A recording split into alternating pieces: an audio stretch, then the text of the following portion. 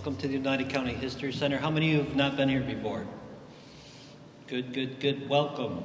Jim has been interested in aviation history for many, many years. This is a follow-up to a series, one of which is on our YouTube channel, which is there for you to view. And it's one of our more popular videos. So please give us a hand for Mr. Jim Coulthart. Happy to have you.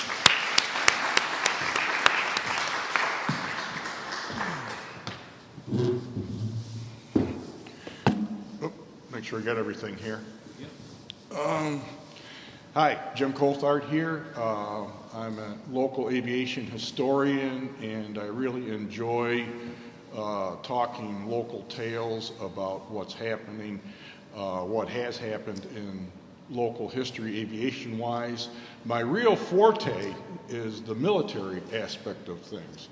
At Griffiths, first the Rome Air Depot, and other things like that. In fact, I'll give you a peek under the hood here. I'm going to be putting together a chronology of Griffiths to be out sometime next year. So always got to keep busy. I have 9 presentations in all at this point. Patrick had mentioned 2 of them, of which this is one. The other one's the Mohawk Airlines one. And I will tell you, as a historian, the biggest thrill you get is if somebody who was involved in your subject matter actually comes forward and says, you got it right, okay? I've had that happen twice on the Mohawk Airlines piece. 3 of Bob Peach's sons came to me after the Clinton Historical Society presentation and said they got it right. And then about 3 months ago, I got a phone call from Mrs. Ann Peach Lynch, who said, would you like to come and talk with me about and hear about my side of things? And I said, of course. She said, so I said, how much did I screw up on? She said, nah, not too bad. So that's always a good sign, but I got some insider information on some different things. So first things first, again, I can amplify what Patrick said about the Historical Society here, and would certainly want to see people join the Historical Society if you're of an interest that way, not only the aviation, but the history going way back centuries, or wherever you live. That's the other possibility, and or wherever you live. So certainly do that. Number 2 is I know we have a number of former Empire Airlines employees in the group here today, and I would suggest, quick show of hands, how many former employees do we have? Excellent, okay. Yeah. I would strongly suggest that if you have any memorabilia that you please consider when you're ready to part with it, or part from it, that you donate it here to the Oneida County History Center. So just to put that little infomercial in there. Well, let me get going on this, and I will tell you, first things first, this is the story of the second Empire Airlines. It has been recently made aware to me that there was actually a predecessor Empire Airlines, and I'm going to be getting more information on that in the coming months, and I will certainly fold it into this particular talk, so stay tuned, as they say. Let's see. So let's get going here. We'll start in the beginning, and now let me tell you that I always do this. First of all, I'm a bit of a prop head. I like the planes. I love the stories, okay? Because my wife tells me that's what people are really interested in, are the stories. So when I gave this talk last time, or when I gave the Mohawk Airlines talk, I think it was in the spring, I got several people rushed up to me and afterwards and said, how about Empire Airlines? So here it is, the culmination of a bunch of people showing up and sharing their information and experiences. So we'll start with the key individual involved in this, Paul Quackenbush, born in Herkimer to Mr. and Mrs. Bronson Quackenbush. He went to Phillips Academy in Andover, had a privileged existence, and graduated from Yale University in 1955. He had a 3-year tour as an officer in the U.S. Navy. During that time, he taught some classes in deep sea diving and demolition, and they used that money that he had gotten on the side to take private lessons and get his pilot's license. And as you can see, you're going to see a number of photographs and information that was made available through the Oneida County History Center, and they have a fantastic collection of papers and memorabilia, but they can always use more. So after he was a pilot in Southeast Asia for a couple of groups that either, depending upon how you felt about them, either existed or didn't exist, particularly talking about Air America, but also civil air transport, he returned to Herkimer, where he worked in the family business. So we'll talk a little bit about that. The Quackenbush family, the patriarch of that was Henry Quackenbush, and he founded the Quackenbush Company in Herkimer. And his company was widely known for its air rifles and the invention of a metal spring-jointed nutcracker. And I don't know about you, but I'm going to show you one here in a second.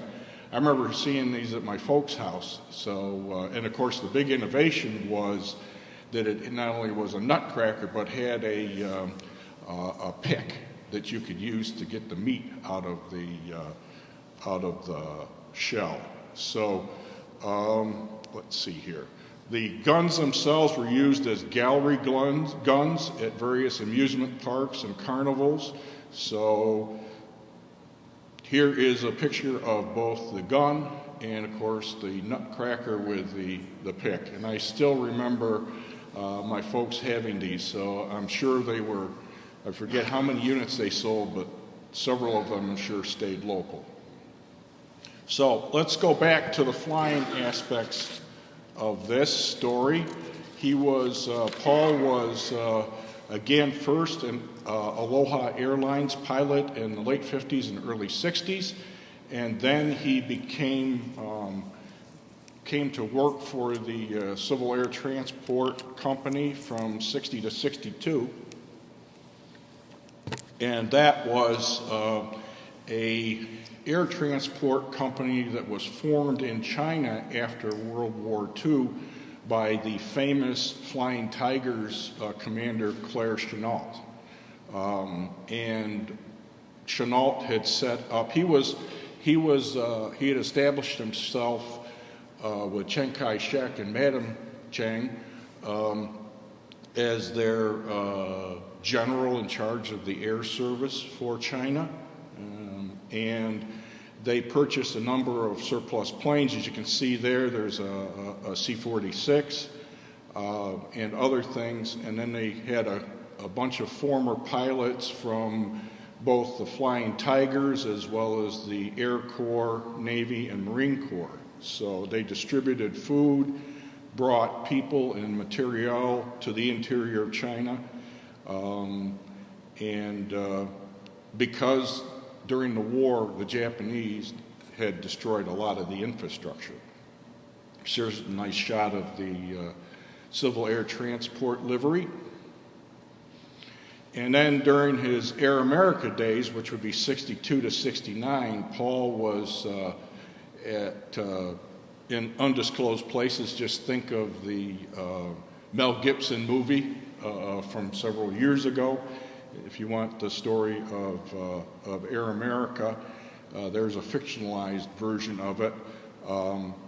In this photograph is, I think that's a C-123 provider on the right there.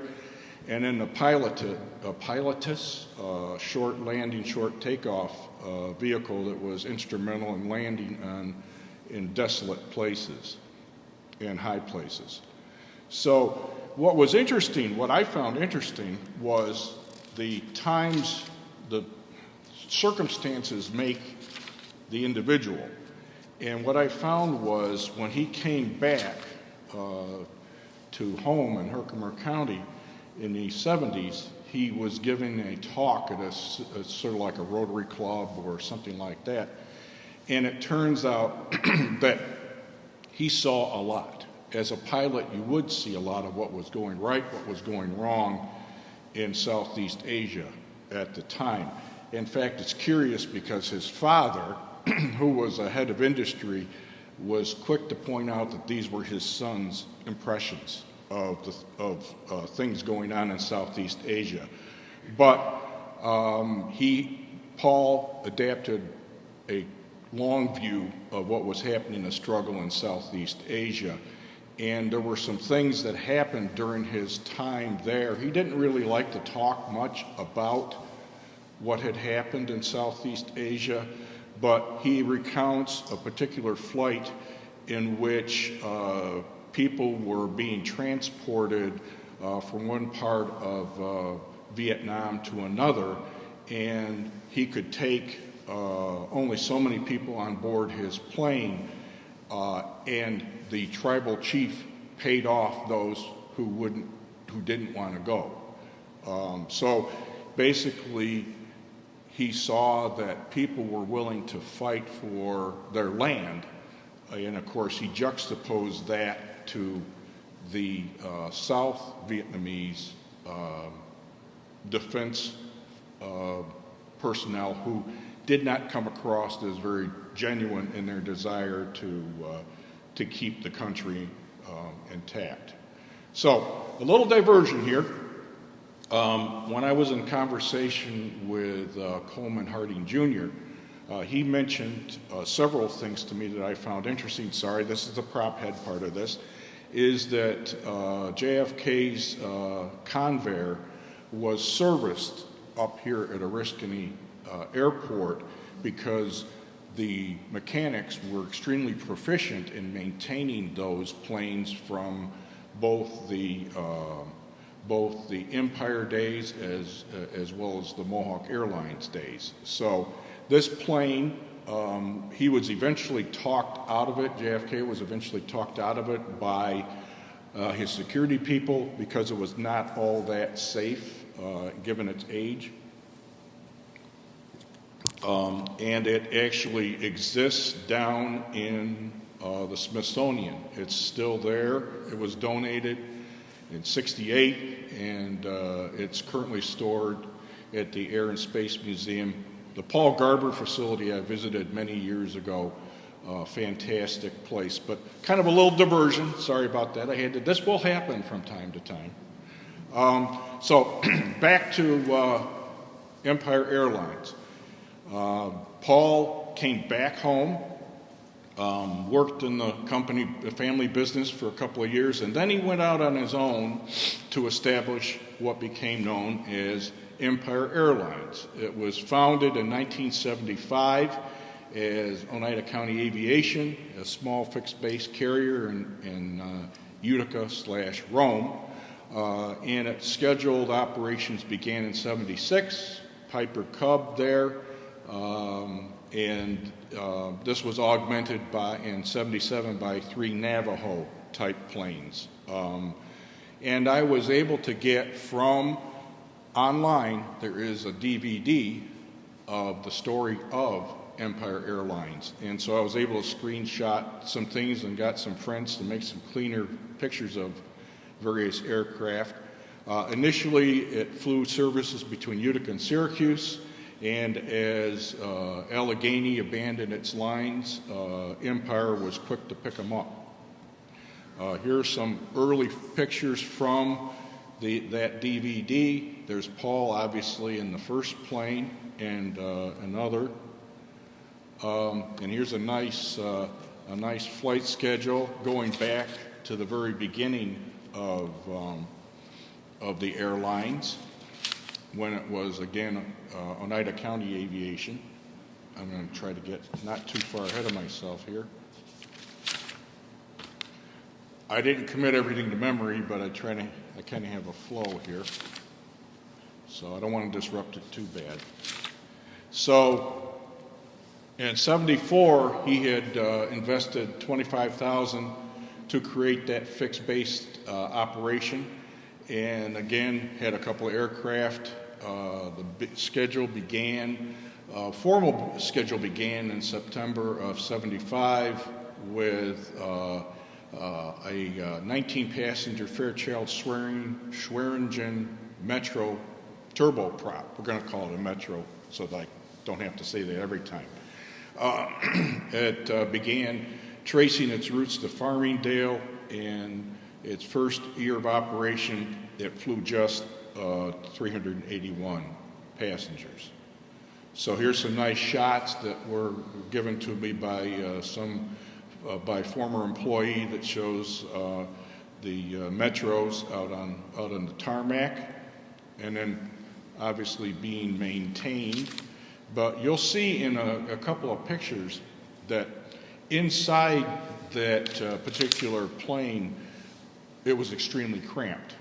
I mean, there was only one on each side of the fuselage, and people had to hunch over. I guess that would have been a good time to be a munchkin, because the tall people really had trouble with that.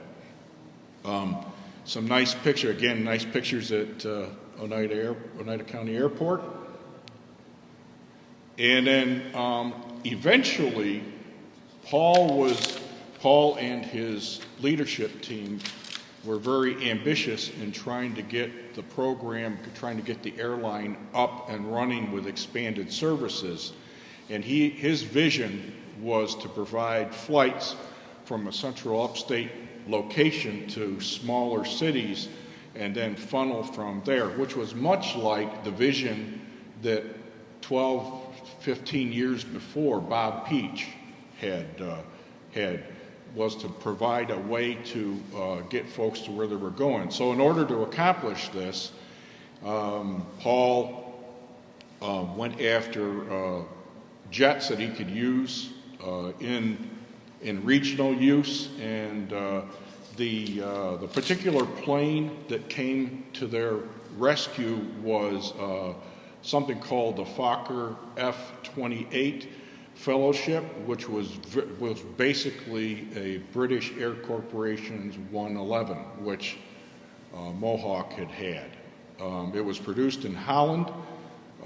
As you can see there, low swept wing T-tail version with Rolls-Royce engines, and uniquely featured a pedal-shaped air brakes for steep controlled descent to an airport. And then, of course, if you're dealing with small airports, you don't necessarily have the fantastic facility that you would have at others. And let me tell you, several years ago when I went to Normandy with my son and daughter-in-law, we flew Ryanair, and Ryanair comes in some very small airports. In fact, there was no covered area. I remember walking out on the tarmac with my bags, and so I said, this feels like the Mohawk Airlines days. So Empire became a publicly traded company in '98, and the proceeds went to the purchase of its first two F-28s, and the new jets were not only connected Western New York and upstate, but also Washington, D.C., Baltimore, Cleveland, as you can see there, Boston, Providence, and others. And in 1983, they added another 4 F-28s. So, an interesting story that I came along by not only researching this, but also Mohawk Airlines, was the industry dynamics themselves. A lot of these were very entrepreneurial, and you had to take advantage of the vehicles that were available to you that would give you the results passenger delivery-wise that you would have. So, you know, a lot of planes were purchased because another airline went out of business. I guess you would call that, what they call it, creative self-destruction. So that everything got recycled, and if you were an entrepreneur that had an eye towards crunching the numbers, that you could make something maybe that was a little older do what you needed it to do instead of spending millions of dollars on brand new planes.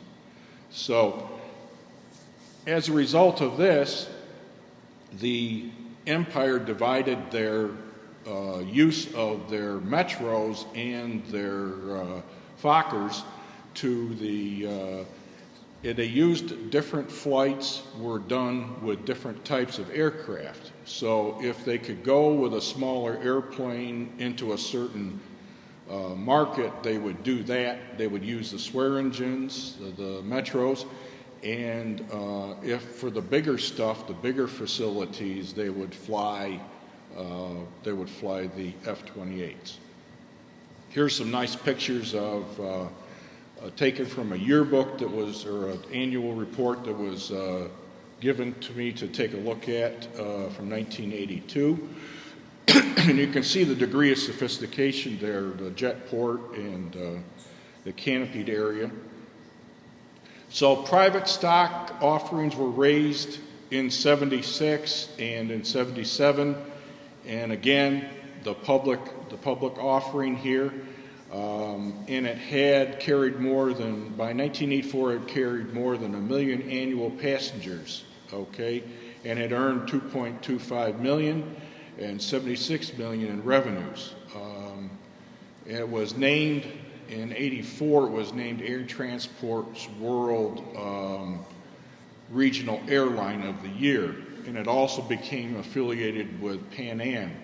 And this is some of the officers of the company at the time, and you can pick out Paul, but to the over his right shoulder is Coleman Harding Jr., who was kind of a marketing and other type, and the other person, I mean, there's two other people, there's a lot of people I need to identify here, but to the gentleman with the mustache sitting to the right of that photograph is, let's see here, I got Cornelius Van Meteren, who was apparently the whisperer when it came to dealing with the aircraft. He was quite talented and in fact was hired away by Paul and Empire, relocated to the United States.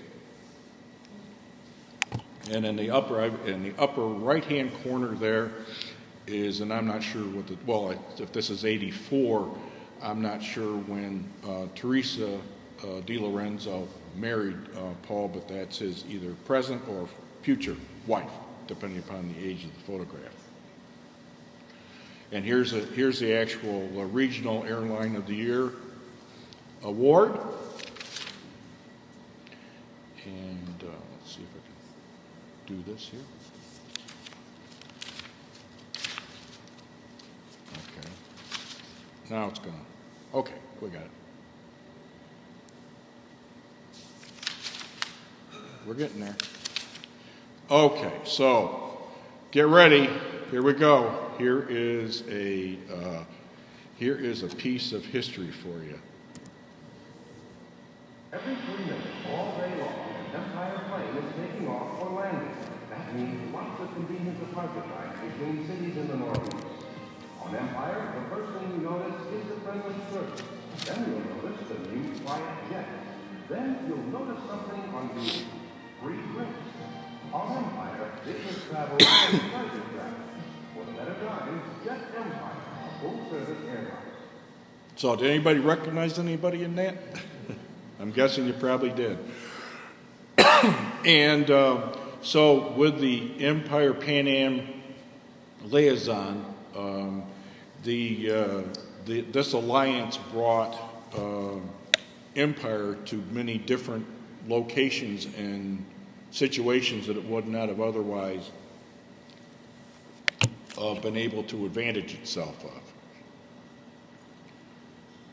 And here is a picture that was taken at the time of that affiliation, and that's Paul on the left, Coleman Harding Jr., Fritz Hager is the third one from the left, and then on the right side going in is Lynn Moore, Gil, hold on a second, Gil, just a second, Gil, Spotty, and then I don't have the lady who's right next to the poster, I don't have her name, but I'm sure somebody can help me with that.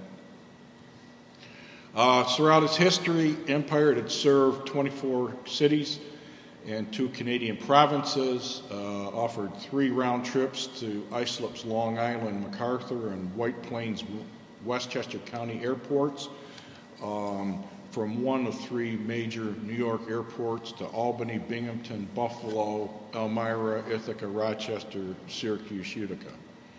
So nothing happens, and this is why you really came. Nothing happens without people. And I got to tell you, in the process of researching this airline, I was truly impressed by the number of people and the really family-like atmosphere of all the former Empire Airlines employees that I encountered. It was truly, I mean, I've worked for some places that it was fun to work there, but I never really, now remember, this went out of business in 1986.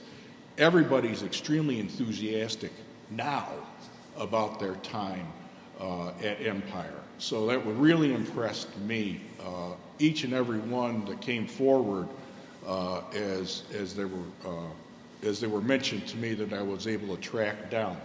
Now, this next picture was put in simply because I was told by some people who wanted to bust somebody's chops. So I'll just let that lay there. But I had to insert it somewhere. So sorry, Greg. Obviously, the people involved, although the ground chiefs will tell you that they're just letting the pilots play with airplanes, the pilots are obviously a key to any flight. And a number of these folks, I was able to get good still screenshots from that DVD, and others were provided by folks. So Ted Anthony, Rick's last name, Ted and Bill Frey in the center there, bottom right, and then Sid Gertz. Let's see here. You got Greg Johnson, okay, which we just gave a hard time to. Pete Whiteman, Brad, and we got his name here somewhere. Tom Tideman, Greg Bovin, Greg and Al Johnson. So, but I was told that a real spark plug, that the glue that kind of held everybody together, was this chap here. Larry Myers, who was a pilot, but it looked like upon investigating his life story, he was truly a man of a real Renaissance man, had many different skills. In terms of this group, he was the glue, again, that held the Empire Airlines family together. He frequently published or sent out to those that followed him Empire newsletters, Empire Airline newsletters, but maybe you didn't know this. I was interested to find out that he was a real historian. He was a life member in Lewis County of the Historical Society there. He was extremely religiously devout. He liked to make DVDs and hand them out to senior citizens at nursing homes on various historical topics. He was apparently really liked postcards, historical postcards. So, thank you, Larry. Then there's some other folks' pictures that I was able to get. This was apparently a field day out at Oriskany. for Empire. And here is Paul with his son Tony, who I guess I had heard actually showed up at a reunion of you guys a while back. And of course, there's Teresa Quackenbush, Di Lorenzo. All right, so, and we're going to get to her in a second here, but air crew. You got the pilots in the front, you've got air crew in the back. I was able to connect with Kim Sweck, who was an airline attendant and also a key staff member at Empire Airlines, and she provided a whole lot of candid shots and Polaroids and whatnot. And this is actually, she graduated from the second class of airline attendants at Empire. So this is her class picture, and she is, let's see, she'll be down and to the right, no, I'm sorry, down and to the left of the pilot there. So here's some nice shots that were provided both by Kim as well as through that DVD. And I've got some names. The upper right there was apparently a fashion show for the new style of airline attendants' uniforms. And then I had a collection of photographs that were given to me by Kim and others. And this has to be, the upper left has to be the interior of the Metro too. You can see how small that is. Let's see here. And then, now the apples. I'm sure everybody knows about the apples. Apparently that was a marketing gimmick for Empire to use the Big Apple, going to the Big Apple, and Empire being a type of, obviously, apple. It was Kim that told me an interesting story about how it had kind of a rough landing in one of the flights she was on, and the apples went flying down the aisleway, and that didn't deter the businessmen from picking them up and eating them. So I'm not sure what, yeah, okay, no comment there. And of course, Jan McLaughlin was one of the flight attendants who also was a flight attendant for Mohawk. Here are some more names that I'm sure mean something to folks. These are some of Kim's candid shots, so I apologize, but you know, there's only so much you can do in the grand scheme of things. The technology, and I attended a conference recently on artificial intelligence, and some of the stuff that we've had, like Polaroids, as you can see, they kind of fade in time. So you never know what's going to happen with these things unless they get digitized. Some folks here, and again, there's Jan McLaughlin is somebody that was identified, and then Sue Helen is up on the far right, the left side person there. And maybe those of you who are in the audience know some folks that aren't identified. I can tell you there's Kim up in the upper right-hand corner pretending to be the co-pilot. Okay. Obviously, you spend that much time working together, living together, and it probably is the genesis for the family atmosphere that Empire came to be known with. Here are some other shots. What I'll tell you is that one of the more unique things that Empire did was have a daycare center for employees.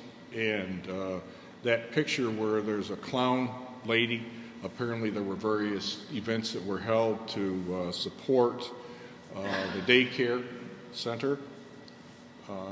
And Julie Ryan is there in the upper right-hand corner, dressed as a what is that, Frank? What kind of outfit is that? She's the hazard type of.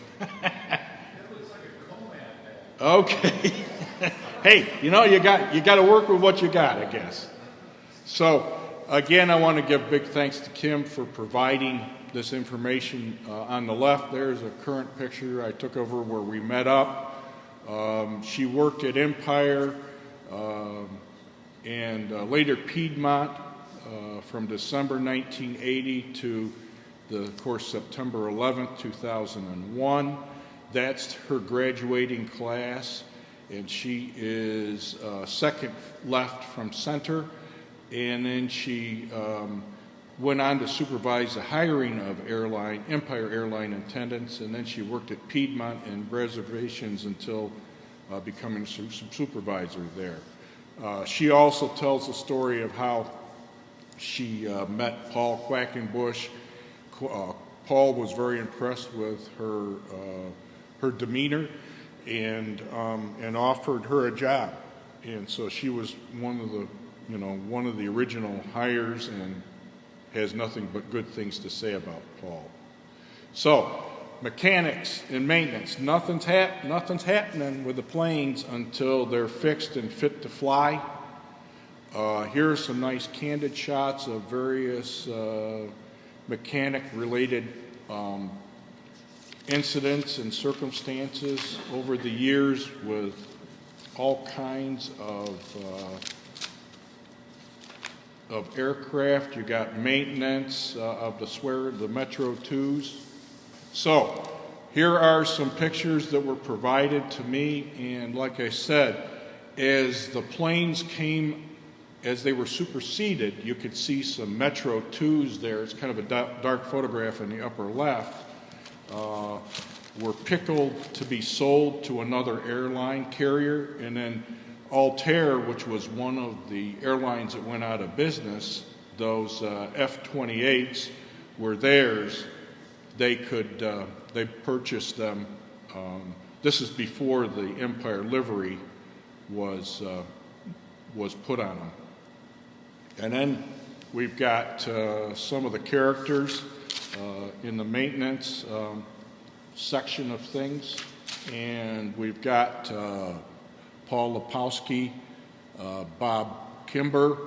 Let's see, the bottom left photograph, somebody helped me identify this as an F-28 in Amsterdam that was being put together for Empire Airlines. So right from the place where they built the planes. Some other folks involved here. You can, I'm sure, some of you may know some of these individuals. You can see the very state-of-the-art maintenance office up in Oriskany that's in the upper right-hand corner. Bob Leahy, I guess, was somebody who was quite prominent in that department. Now, I also got somebody to let me take some pictures of the uniforms that the mechanics wore. And this is a great find because you don't always get this sort of thing. You can see obviously the Empire logo patch on the left breast. On the right side is the Fokker moniker for being a qualified mechanic that way, and of course the hat. Gotta love the 1980s style hats, don't you? With that came an undershirt, and so the guys were relatively kitted out pretty good. So, all right, now this was interesting, and this is, by the way, some of these pictures come from the Empire Airlines yearbook. Apparently there was a particular plane that had made a trip, and the maintenance folks realized that they could sign it. Now, I'm sorry, Frank, hate to do this to you. What was this about? That was before my time. Okay, so it was even BF, before Frank. So apparently, as I can tell by the tail number, that must have been one of the original aircraft, and not sure what the circumstances were, but they felt that they signed their names on that particular plane. Maybe it was before they got the bigger planes. Here is an interesting shot of the maintenance training instructor, Tom Keene, who is with a group of Empire Airframe mechanics, and this was taken as part of a promo marketing piece, and as you can see, the gang was assembled up and down the steps there for their money shot, so to speak. Again, I want to take the time to recognize some of the guys that helped me out with this. You've got Jerry Krauth, who's here somewhere, he's hiding. You've got Frank Salvaggio, and I'm not sure whether Greg Boyven made it or not, but those guys provided a lot of information and context and sort of made things make sense to me. Then reservations. Here are some folks. Again, these are screenshots taken from the DVD, and you can tell. Look at the advanced technology that's being used in the reservation department, right? For the time. Hey, everything's relative, you know. And then I'm not sure whether Ed made it or not, but this is the crew scheduling department, and I'm going to talk about Ed briefly in a minute here. With some of the key players in that department. And then you've got the flight department and Dick Voda, who is a name that many of you remember. And then Kim, this is when Kim Sweck was no longer frontline airline attendant, but working sort of as a straw boss and manager. Couldn't do anything without the rampies. Okay, and this is some folks from the Utica terminal. All right, so moving on, passenger services. Let me just get going here on this. Some nice shots. I believe that's Syracuse in the upper left. Some nice brochures that were given to me by Ed Keyes. I kind of tried to sprinkle throughout the presentation.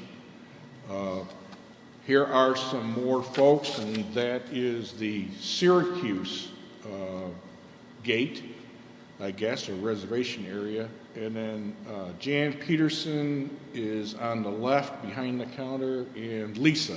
I didn't get Lisa's last name, but that's my bad.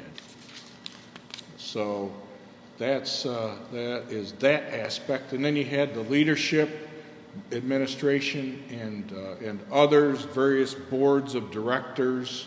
Something like this cannot exist without leadership at the top and the people that make it go at the bottom. Linda Huntley, who was executive secretary, and she actually took a change to become a flight attendant towards the end of Empire's existence. Coleman Harding was a fantastic resource for me, and he provided a lot of context. I actually met with him several times, and he provided many firsthand experiences of the airline as well as sort of what was going on in the industry, and actually recommended, and I'm working my way through a novel called Wings, which is the fictionalized story of an airline that gets started in the Binghamton area, and it's very loosely based on the Mohawk Airlines story. It's a fantastic read. So, and that's a beautiful thing about fiction, is that, you know, you can say things without saying things, without identifying real people. You can see that's Coleman in his office. And he has quite a bit of memorabilia from various airlines.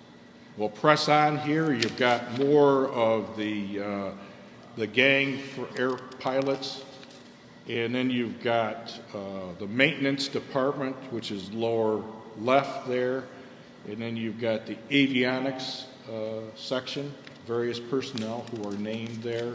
Again, that DVD was a big, horrendous help for me to identify people. And then you have administration types, and Linda Huntley's on the left there, so that was when she was office bound. So some of the key points that happened historically at a certain point, you have various articles that appeared about the rise and obviously eventually the change in things. And so one of the, of course, buying jets was a big milestone. And then you had other big milestone incidences, some of which were well received in the media and some of which weren't. This particular one talks about the move to Syracuse by Empire Airlines. Obviously that was not well received by folks in Utica and Chamber of Commerce and Business and Industry, but it was a business decision. The change that you're about to hear about came about rather quickly. I imagine those who were on the ground, living things day to day, could have picked up on this first, the canary in the mine shaft, so to speak.